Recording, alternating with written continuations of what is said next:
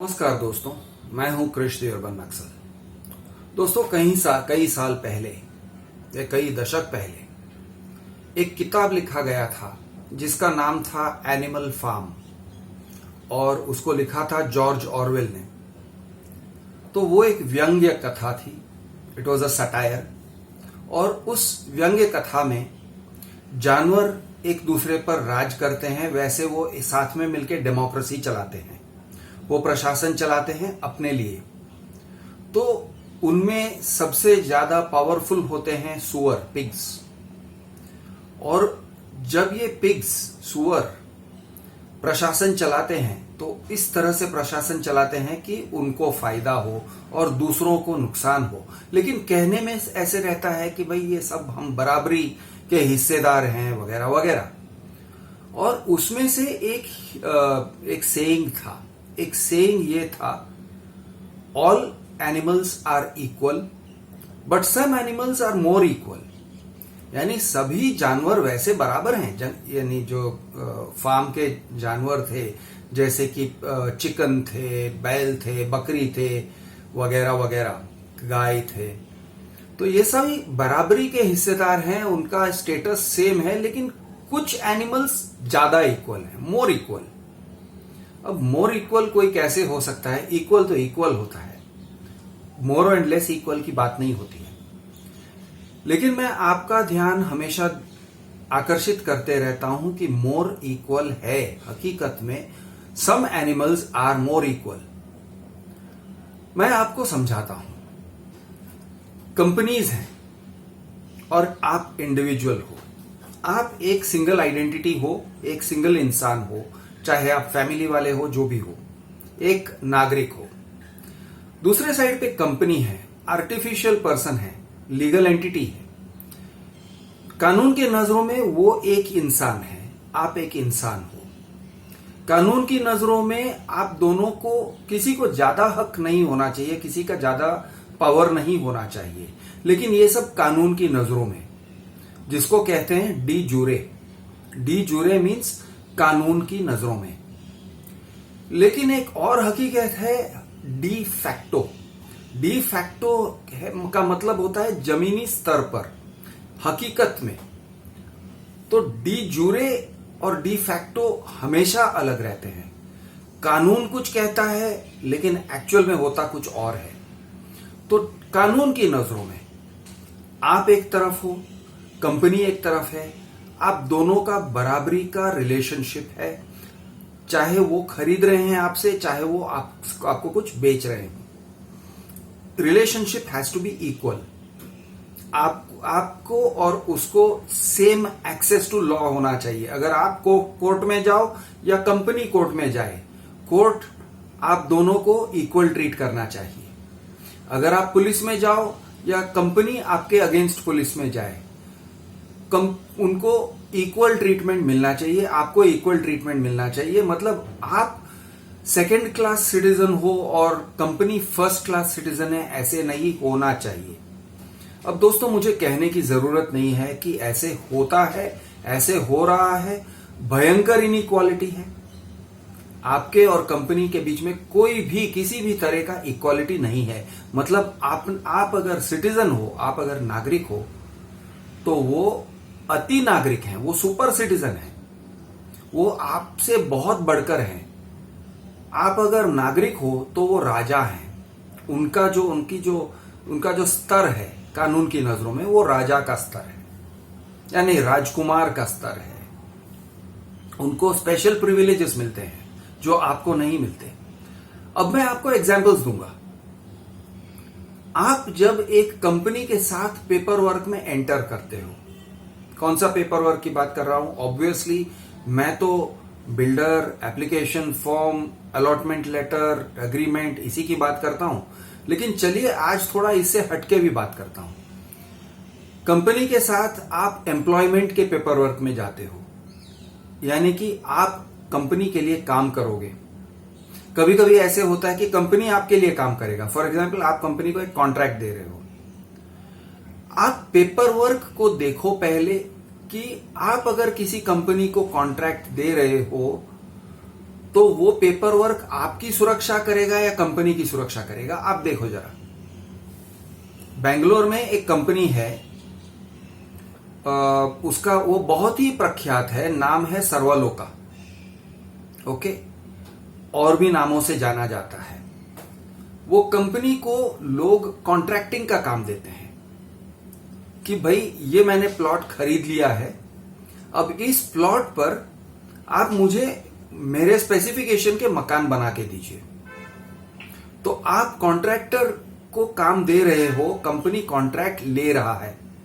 किसका हाथ ऊपर होना चाहिए? वैसे किसी का भी हाथ ऊपर नहीं होना चाहिए, दोनों का बराबरी का हिस्सा होना चाहिए, बराबरी का स्तर होना चाहिए। लेकिन होता क्या है कि कंपनी ने अपना पेपर वर्क खुद तैयार किया है। सर्वलोका बहुत बड़ा ब्रांड है, आप चेक कर लीजिए, ठीक है। सर्वलोका ने अपना पेपर वर्क खुद से तैयार किया हुआ है, तो वो आपको उनके पेपर वर्क में उतारते हैं।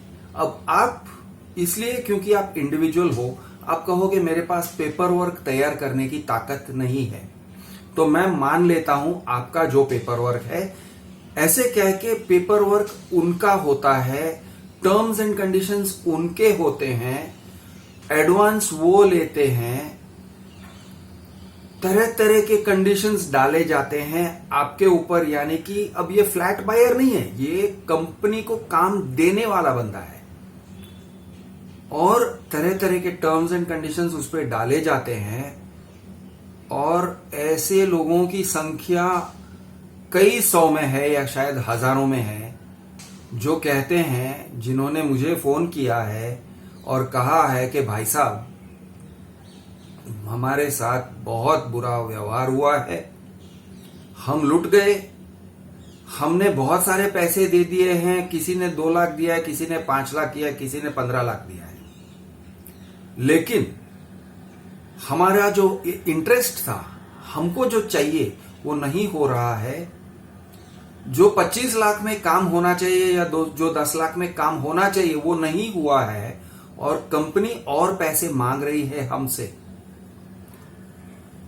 सिमिलरली मेरे पास कॉल्स आते हैं एम्प्लॉयज के, जो लोग कंपनी में काम करने जाते हैं, उनके साथ या तो कॉन्ट्रैक्ट साइन किया जाता है या उन्हें अपॉइंटमेंट लेटर दिया जाता है। आप अपॉइंटमेंट लेटर या कॉन्ट्रैक्ट को देखोगे तो वो कंपनी है और आपके साथ एक रिश्ते में उतर रही है। अब कॉन्ट्रैक्चुअल अगर वो रिश्ते में उतर रही है तो आप उनके एम्प्लॉय नहीं हो, आप एक सर्विस प्रोवाइडर हो, आप एक क्या कहते हैं, सप्लायर हो, कॉन्ट्रैक्टर हो, कह सकते हो। अब कंपनी आपको कॉन्ट्रैक्ट दे रही है, अब देखिए वो बराबरी का पेपर वर्क है क्या? मैं कहता हूं बिल्कुल नहीं है, सवाल ही नहीं है, ऑलमोस्ट नेवर। यानी ऐसा पेपर वर्क जहां पे बराबरी का रिश्ता कायम हो रहा हो, बहुत कम देखने को मिलते हैं, बहुत ही कम देखने को मिलते हैं। आप यही देखोगे कि कंपनी का हाथ बहुत ऊपर होता है और आपका हाथ बहुत ही नीचे। यानी आपका रिलेशनशिप ऐसा होता है, वो आपके ऊपर दबाव डाल सकते हैं, वो आपके ऊपर हावी होते हैं, वो आपके ऊपर हावी हो सकते हैं, वो आपके वर्किंग कंडीशंस को डिफाइन कर सकते हैं और या फिर खराब कर सकते हैं, वो आपके जिंदगी तक बर्बाद कर सकते हैं, वो आपके अगेंस्ट कुछ भी कर सकते हैं। वो कोर्ट में जाएंगे तो आप कहीं के नहीं रहोगे, और अगर आप उनके अगेंस्ट कोर्ट में जाओगे तो आपके लिए रास्ता बहुत मुश्किल है, बहुत मुश्किल है। आपको यानी अदालत तक पहुंचते पहुंचते आपकी इतनी टेल निकल जाएगी कि आप कर ही नहीं पाओगे। It is not possible. ये है कंपनी का और एक इंडिविजुअल का रिश्ता। इसीलिए हम कहते हैं all animals are equal but some animals are more equal. ये व्यंग्य है, ये कटाक्ष है, ये सटायर है कि some animals are more equal than others. लेकिन आप कंपनीज के इसमें देखोगे, कॉन्टेक्स्ट में देखोगे तो 100% सही है। तो दोस्तों ऐसा क्यों है? Why is a company more equal than a normal human being? तो एक जवाब तो मैंने ऑलरेडी दे ही दिया आपको, सिंपल जवाब था। जवाब यह है कि पेपर वर्क उनका होता है, वो लोग टर्म्स एंड कंडीशंस लिखते हैं, आप उसको एक्सेप्ट करते हो। कंपनी डोमिनेंट पोजीशन में है, पहले से ही है। आप कंपनी के पास जाते हो, अगर मैं फ्लैट के परचेज की बात में आ जाता हूं, अगर फ्लैट परचेजर कंपनी के पास जाता है और कहता है मुझे फ्लैट चाहिए, तो वो आपसे एप्लीकेशन फॉर्म लिखवाते हैं। अब अगर वो एप्लीकेशन फॉर्म के हर एक टर्म्स एंड कंडीशंस को आपने अपने हाथों से लिखा होता ना दोस्त, तो मैं गारंटी से कह सकता हूं कि आप उस एप्लीकेशन फॉर्म पे साइन ही नहीं करते, आप लिखते ही नहीं, आपसे ऐसे लिखा ही नहीं जाता, क्योंकि उसमें ऐसे ऐसे क्लॉजेस हैं। आप उसमें पढ़ोगे और आप अगर अपने हाथों से, अपने हैंडराइटिंग से वो क्लॉजेस को लिखने लगोगे ना, आपका दिमाग अटक जाएगा। आप बोलेगा एक मिनट, ये मैं नहीं लिखने वाला हूं। मेरा पूरा अमाउंट फॉरफिट कर सकते हो, जो कुछ भी मैंने दिया है फॉरफिट कर सकते हो। मैं भले टैक्स की तरफ पैसे देता हूं, उसको भी तुम अपनी पेमेंट की तरफ, इंटरेस्ट की तरफ एडजस्ट कर सकते हो। इस टाइप की जो लिखावट है, आप अगर अपने हाथों से लिखते, आप खुद ड्राफ्टिंग करते, गारंटीड है कि आप कभी नहीं करते। आप टाइप भी अगर करते ना, तो भी आपसे एक बार टाइप करवा के देख लेते लोग, तो आधे से आधा नहीं, मैं कहूंगा 99% लोग भाग जाते। वो कहते हैं बॉस मुझे यहाँ पे नहीं करना है, ये लिखावट में मुझे गड़बड़ी हो रही है, ये एप्लीकेशन फॉर्म जो तुम लोग मुझसे लिखवा रहे हो वो वहां पे बहुत गड़बड़ है। लेकिन इसलिए क्योंकि ये एप्लीकेशन फॉर्म ऑलरेडी बनाया है, तैयार है। अच्छा, एक और बात सोचो, वो उनके लेटर हेड पर है, अगर वो आपके लेटर हेड पे डालते ना सेम एप्लीकेशन फॉर्म, असल में आपका एप्लीकेशन फॉर्म है, तो लेटर हेड किसका होना चाहिए? स्टेशनरी किसकी होनी चाहिए? आपकी होनी चाहिए।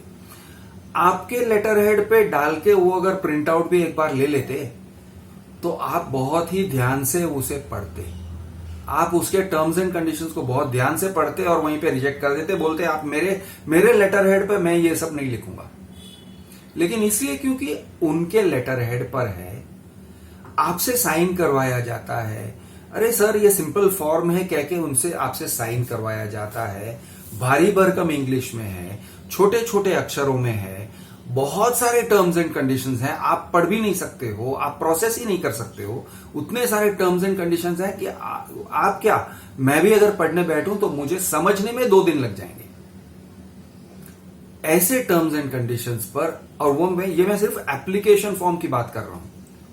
अगर एग्रीमेंट को आप पढ़ने बैठो और समझने बैठो तो 2 दिन नहीं, मुझे शायद 1 हफ्ता या 2 हफ्ते लग जाएंगे उसके हर एक टर्म्स एंड कंडीशंस को समझने में, अगर मैंने पहले ये नहीं किया होता तो। मैं इसे जानता हूं, मैं अच्छी तरह से जानता हूं, मैं बार बार कई साल से पढ़ रहा हूं, इसलिए मेरे लिए इजी हो गया है। इसीलिए मेरे लिए टर्म्स एंड कंडीशंस भी पढ़ के समझना इजी हो गया है, क्योंकि मैंने कई बार उसे देखा है। बार बार उसी चीज को मैं देखते रहता हूं, उसी के बारे में चर्चा करते रहता हूं, उसी को डिस्कस करते रहता हूं, पढ़ते रहता हूं, उसी का मंथन करते रहता हूं। इसलिए मैं जानता हूं कि उनके एप्लीकेशन फॉर्म्स में क्या है, उनके कॉस्ट शीट में क्या क्या लिखा होता है, मैं जानता हूं। लेकिन इतनी मुश्किल लिखावट पे वो आपके द्वारा लिखा हुआ एप्लीकेशन फॉर्म है, ऐसे वो लोग पेश करते हैं और फिर आप पे साइन करवाते हैं।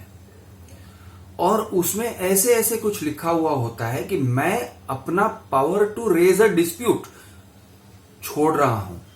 दोस्तों, मैंने पूछा ना आपसे कि उनका पावर इतना ज्यादा क्यों है और आपका पावर इतना कम क्यों है, और एक कारण यह है कि उनका जो पेपर वर्क है वो उन्होंने ड्राफ्ट किया है, लेकिन ये पेपर वर्क आपस का पेपर वर्क है, आप दोनों का पेपर वर्क है, उनका पेपर वर्क नहीं है। असल में ये पेपर वर्क, ये डॉक्यूमेंटेशन आप दोनों का होना चाहिए, आपस का होना चाहिए।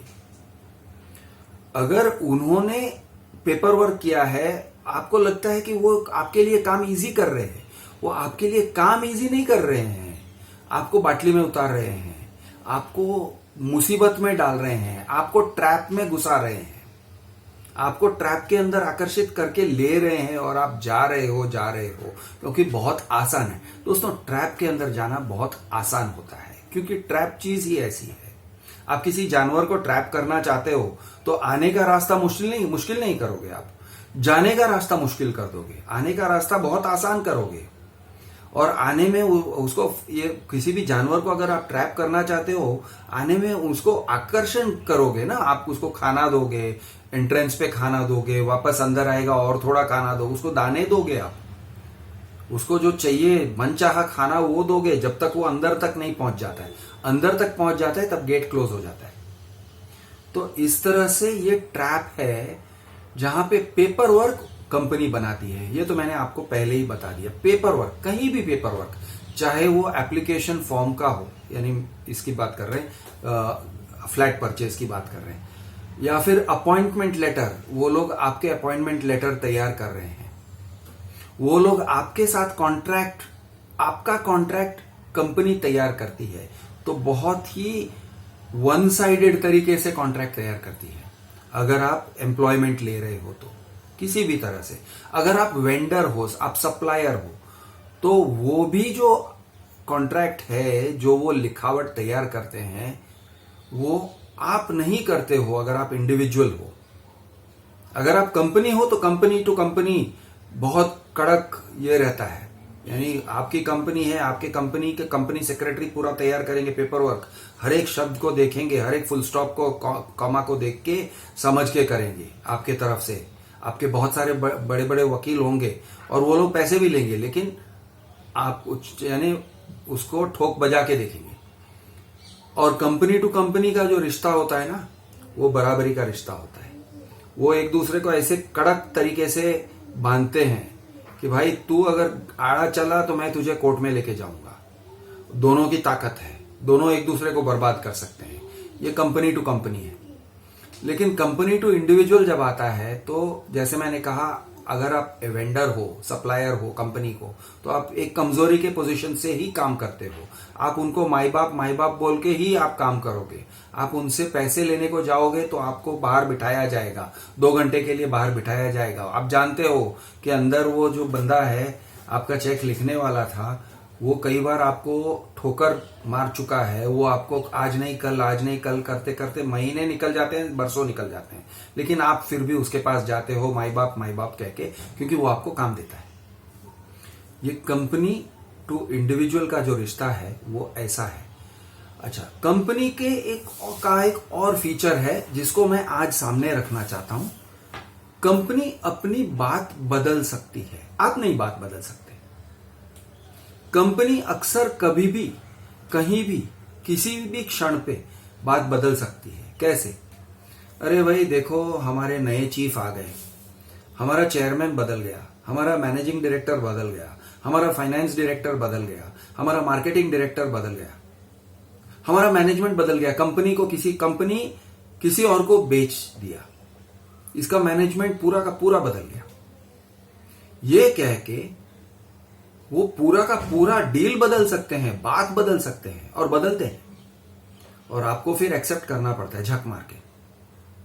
सर हम क्या करें, वो हो गया सर, हो गया, वो इट इज डन।